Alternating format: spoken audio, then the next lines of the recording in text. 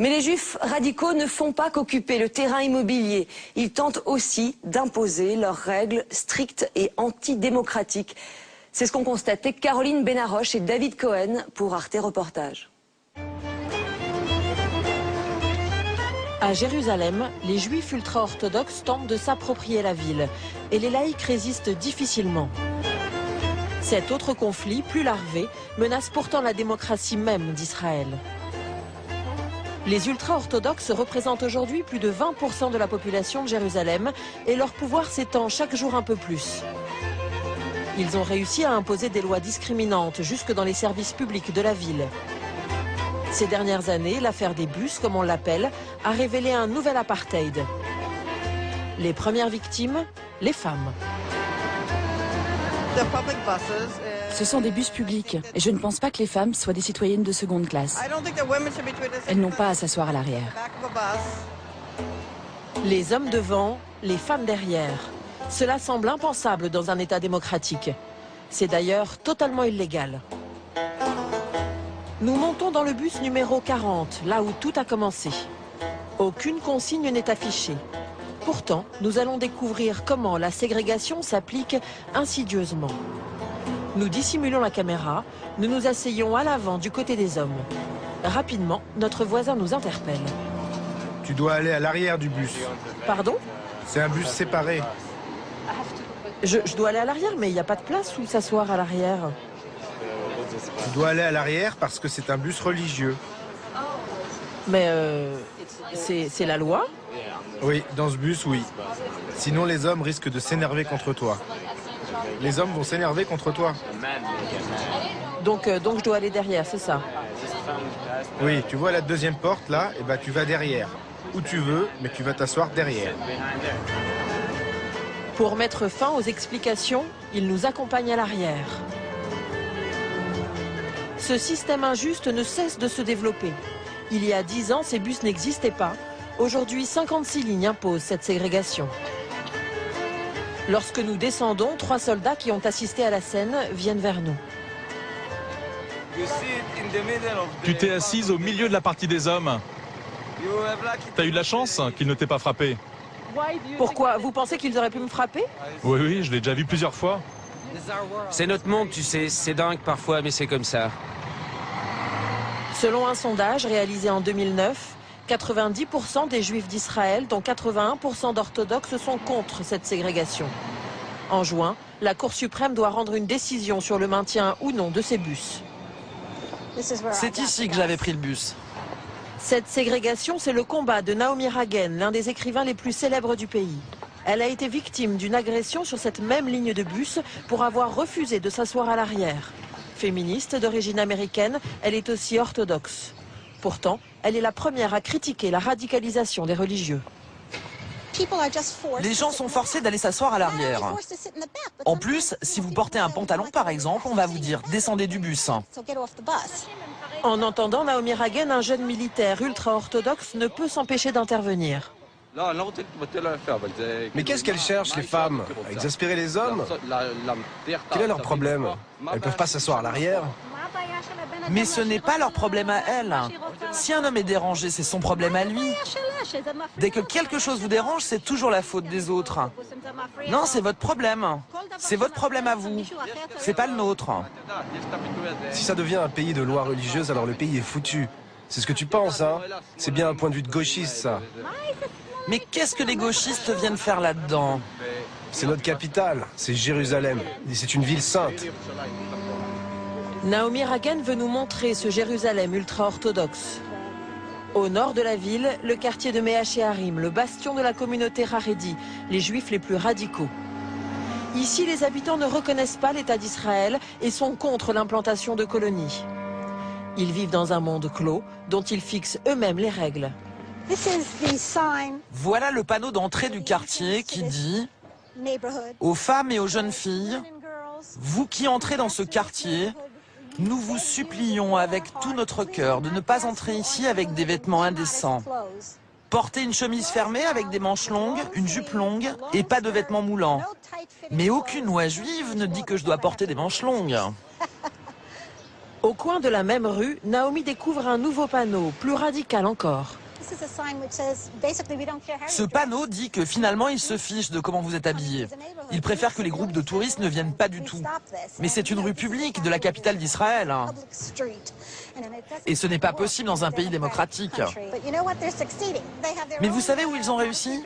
Ils ont leur propre patrouille de la pudeur et leur propre manière de rendre la justice. Et la police ne s'en mêle pas. Donc c'est un petit ghetto et en tant que résidente à Jérusalem, je trouve ça très dérangeant. Avec leurs cafetans et leurs chapeaux, les habitants semblent sortir tout droit d'une gravure du 19e siècle. Ici, on a banni toute forme de modernité. Sur les murs, pas de publicité commerciale, mais des affiches qui rappellent les obligations religieuses et la bonne morale. Dans les rues, pas de terrasses de café, pas de cinéma, pas de journaux non plus. Dans les librairies, on ne trouve que des ouvrages religieux. Ils ne vendraient jamais mes livres dans cette librairie. Ici, tout doit être très cachère. Naomi Ragen a raison. Dans cette librairie, on ne trouve d'ailleurs aucun roman. La plupart des romans, 90% des romans contiennent de la violence et du sexe et des idées qui vont à l'encontre de la Torah. Alors, par exemple, je suis juive et française aussi. Vous connaissez Victor Hugo? Oui. Est-ce que c'est un écrivain cachère? Je crois pas. Et Shakespeare? Non plus. Ce qu'ils ont écrit ne correspond pas à la Torah. Je ne dis rien contre eux, mais bon, c'est juste différent. Si une librairie dans ce quartier commençait à vendre du Victor Hugo ou du Shakespeare, quelles seraient les réactions? D'abord, ils n'en vendraient pas. D'accord, mais imaginons. Et après, il y aurait des manifestations. Vous pensez? De quel ordre? Et ils viendraient ici avec des pancartes, nuit et jour. Les ultra-orthodoxes de Méachéarim considèrent le monde qui les entoure comme une source permanente de perversion. Danger numéro 1, les femmes. Celles-ci doivent être tenues à l'écart, même dans les petits commerces, comme dans cette boulangerie. Vous avez vu, il y a des signes. Un pour les hommes et un autre pour les femmes. C'est pour le vendredi quand il y a beaucoup de monde. Pourquoi y a-t-il deux queues séparées? C'est juste une question de pudeur. Mais enfin, quel est le problème exactement? C'est pour être plus strict. C'est simplement pour être plus rigoureux. Et puis, il y a des gens de mon quartier qui l'ont exigé. C'est pour ça qu'on l'a fait. On vous l'a demandé? Oui, c'est ça. Sur la vitrine, on trouve le même genre d'avertissement que ceux affichés à l'entrée du quartier. Vous savez, il y a une mafia qui insiste pour que ces avertissements soient affichés, même si le propriétaire du magasin est contre. Et s'il refuse, ils peuvent faire fermer ou même incendier la boutique, ou encore faire courir le bruit que la nourriture n'est pas cachère. C'est vraiment une mafia. Jusqu'alors, les ultra-orthodoxes vivaient dans des quartiers circonscrits. Mais avec près de 10 enfants par famille, ces espaces ne leur suffisent plus.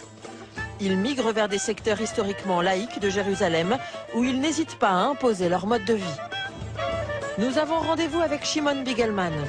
Cet ancien journaliste est aujourd'hui membre de Meretz, un parti de gauche, fervent défenseur de la laïcité.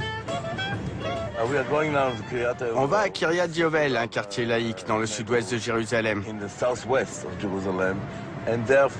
Les habitants partagent tous le même objectif. Ils ne veulent pas laisser les ultra-orthodoxes envahir le quartier. Kiryat Yovel, c'est 17 000 habitants.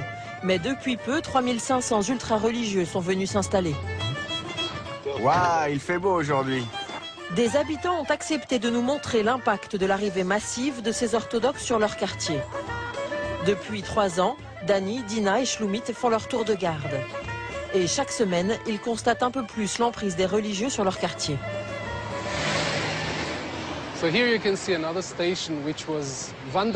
Là ici, vous pouvez voir une station de bus qui a été vandalisée, sans doute par ces extrémistes, même si la police n'a jamais attrapé les coupables. Les orthodoxes sont absolument contre toute forme de publicité, surtout avec des femmes et ce, quoi qu'elles portent. Vous allez voir, l'un après l'autre, tous les arrêts de bus ont été vandalisés. Oui, oui, vandalisé. Ces vitres brisées inquiètent Danny, ce professeur d'université. Mais il y a plus grave. Ces ultra-orthodoxes ne contribuent pas à l'essor du pays. Le problème que nous devons affronter va vite devenir le problème d'autres villes d'Israël. Les ultra-orthodoxes ne servent pas dans l'armée, beaucoup d'entre eux ne travaillent pas et ils ne contribuent pas à la société car ils ne payent pas de taxes. À Jérusalem, ils sont très nombreux et du coup, c'est l'une des villes les plus pauvres d'Israël. Pour coloniser un quartier, ils appliquent toujours les mêmes méthodes. Transformer des maisons en synagogues illégales et, comme à Mea Shearim, remplacer les publicités commerciales par des affichettes religieuses. Ça, c'est sur la viande cachère. Comment on doit faire avec le sel. Et là c'est l'heure pour allumer les bougies de Shabbat. Des affichettes comme celle-ci, on en trouve dans tout le quartier. Alors, quand Shlomit croise un religieux, la tension monte rapidement. Mais en quoi ça vous gêne? C'est pas la peine, ces tracts. On n'aime pas ça, on ne veut pas ça dans le quartier. Excusez-moi, mais vous êtes dégueulasse. Il y a des gens qui ne sont pas religieux, qui veulent observer le Shabbat. On ne peut pas l'enlever comme ça, ce n'est pas légal ce que vous faites. Ça ne dérange personne, ces affiches. Il y a des laïcs qui réussissent à vivre en paix avec nous. C'est dégoûtant. On n'a pas besoin de ça. C'est des bêtises, ces affichettes-là. Non, c'est pas des bêtises. T'as pas à faire ça. Vous n'êtes que des sales gauchistes. Vous êtes vraiment dégueulasses. Vous ne devriez même pas vivre à Jérusalem. Nous ne sommes pas politisés, pas du tout. La seule chose que nous voulons, c'est conserver notre quartier, notre ville et même Israël, aussi laïque que possible. C'est une sacrée guerre, douloureuse, vraiment douloureuse, et amère aussi. Shabbat. C'est autour de cette journée que le conflit se cristallise. Pour les ultra-orthodoxes, c'est un jour saint, chômé, où la vie profane s'arrête pour laisser place à la prière. Chaque vendredi, quelques minutes avant l'apparition de la première étoile, les religieux de Jérusalem s'imposent 39 interdictions. Plus de voitures, plus aucun contact avec l'électricité, plus de commerce. Les rues et les routes se vident. Les quartiers religieux se replient sur eux-mêmes. Ce couvre-feu, les orthodoxes aimeraient l'imposer à tous.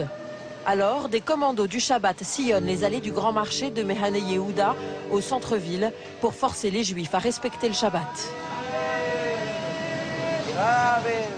Je te jure, tu vas avoir des problèmes. Tu es en retard pour le Shabbat. À chaque fois que l'on vient, il y a un problème. Tu es toujours en retard. Dommage, c'est dommage. Vous profanez le Shabbat. Si on respecte le Shabbat, il y a la bénédiction. Ces ultra-orthodoxes clament le Shabbat en yiddish, Shabbès, car l'hébreu doit rester la langue de la prière. Un peu plus loin dans la rue, un vendeur s'emporte.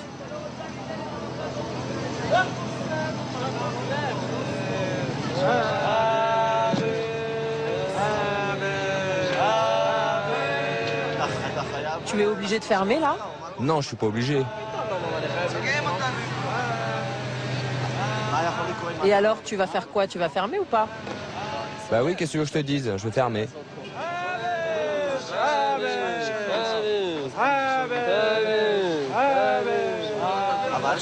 En tout cas, c'est bien énervant de les voir rester là. Tellement énervant que les deux vendeurs jouent la provocation.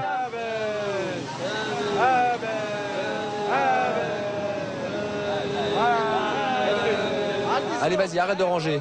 On ne ferme pas, on reste. Achetez, achetez, 5 shekels le film.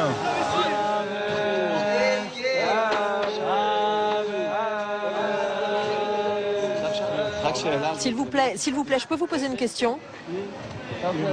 L'homme refuse de nous parler. S'adresser à une caméra pour ce rabbin, c'est interdit le jour de Shabbat. Et dans ce marché, il a mieux à faire. Tu veux faire des problèmes ici? Tu n'écoutes jamais ce que l'on te dit. Chaque semaine, c'est la même chose. Mais le marché est ouvert. On vend encore, nous. Tu sais où je vais te le mettre, ton Shabbos? Ah, non. Ils ne vont pas les lâcher jusqu'à ce qu'ils ferment le rideau. Une fois qu'ils ont fermé, ils s'en vont. Chaque vendredi, la pression porte ses fruits. Tous les commerçants ont fermé boutique. Il n'y a jamais de gestes violents, mais un harcèlement moral hebdomadaire qui envenime un peu plus les relations entre laïcs et religieux. 19 h. La ville tout entière semble maintenant vivre au rythme de Shabbat, sauf dans le souk arabe que quelques orthodoxes traversent encore pour rejoindre leur quartier. C'est à ce moment-là que les juifs laïcs reprennent possession de la ville. Nous retrouvons Shimon, le militant laïque.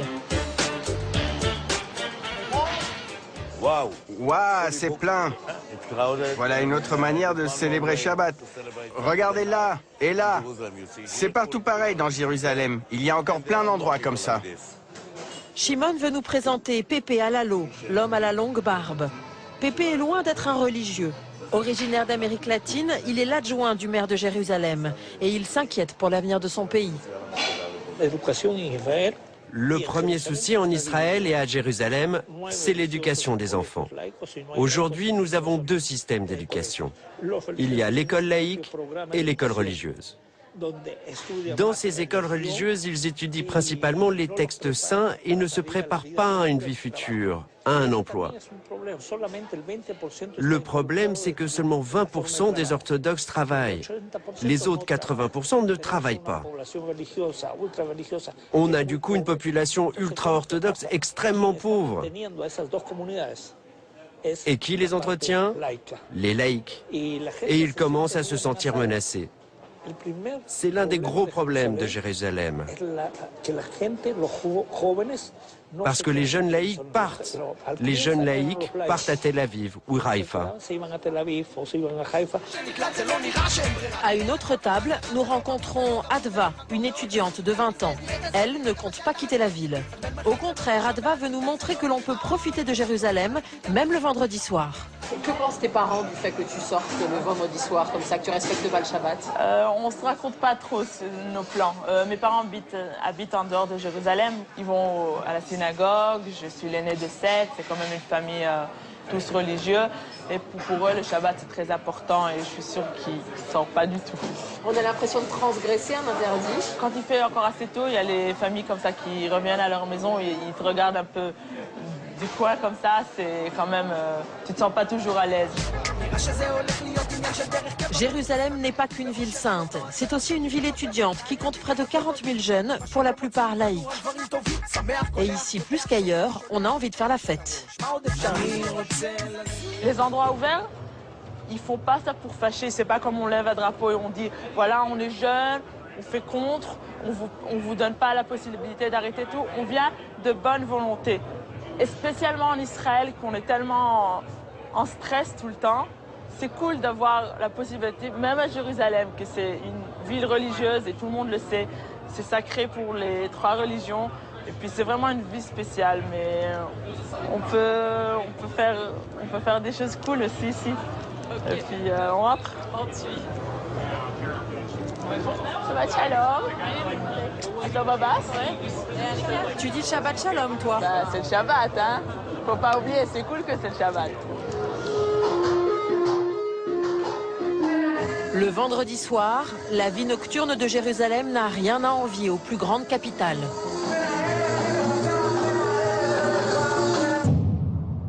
10 h, le lendemain, dans une zone industrielle en bordure de la ville. Comme chaque samedi depuis novembre 2009, les ultra-orthodoxes se donnent rendez-vous devant l'usine Intel. Leur objectif, manifester et prier pour la fermeture de l'usine qui reste ouverte pendant le Shabbat. Une atteinte intolérable pour ces extrémistes. Avec notre caméra, nous ne sommes pas les bienvenus. Vous désacralisez Shabbat, foutez le camp, cassez-vous, empêchez-les de nous filmer. À la tête de ces manifestants, le rabbin Yosef Rosenfeld. Il a accepté de nous rencontrer après Shabbat. Malgré son air bonhomme, le rabbin n'est pas prêt de transiger. La société Intel s'est engagée à n'employer que des ouvriers non juifs, jamais des juifs. Mais cet arrangement reste inacceptable pour nous, les rabbins. Car même les non-juifs ne doivent pas travailler le jour de Shabbat. Yosef Rosenfeld se sent investi d'une mission, faire respecter le Shabbat par tous et partout. Chaque semaine, il arpente les rues du centre-ville pour convaincre les propriétaires de bars et restaurants de fermer leur établissement le jour saint.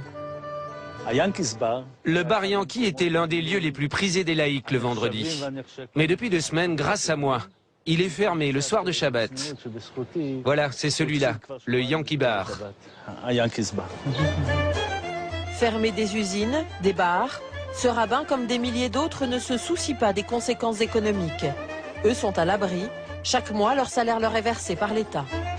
À Jérusalem, le bras de fer ne fait que commencer entre laïcs et ultra-orthodoxes. À la lisière des 2 quartiers les plus religieux de Jérusalem, un peu de modernité tente une incursion. Une boutique de hi-fi et d'informatique, une vraie tentation. Moshe s'est laissé séduire. Est-ce qu'il y a un manuel pour apprendre à l'utiliser? Il n'a ni télé, ni internet. Il vient acheter son premier ordinateur. Avec la modernité, on a accès à plus de choses et c'est difficile de résister, de s'opposer au monde qui se développe. Pour ne pas se laisser pervertir par la technologie, les rabbins ont imaginé une parade. L'électronique cachère. Il y a quelques mois, Moshe a craqué pour un téléphone, et pas n'importe lequel. Tu peux nous montrer ton téléphone? Oui, je peux vous le montrer. Alors, sa particularité, c'est qu'il n'y a pas d'SMS, pas d'Internet, qui peut vous voler du temps. Et puis, il y a un tampon qui montre que c'est cachère. En plus, il y a des opérateurs cachères avec des numéros particuliers. Comme ça, on sait que quand un autre numéro cachère vous appelle, il n'y a pas de souci. Avec 4 fois plus d'enfants dans les familles d'ultra-orthodoxes, les religieux pourraient prendre le contrôle de Jérusalem. Ils représentent déjà 20% de la population de la ville.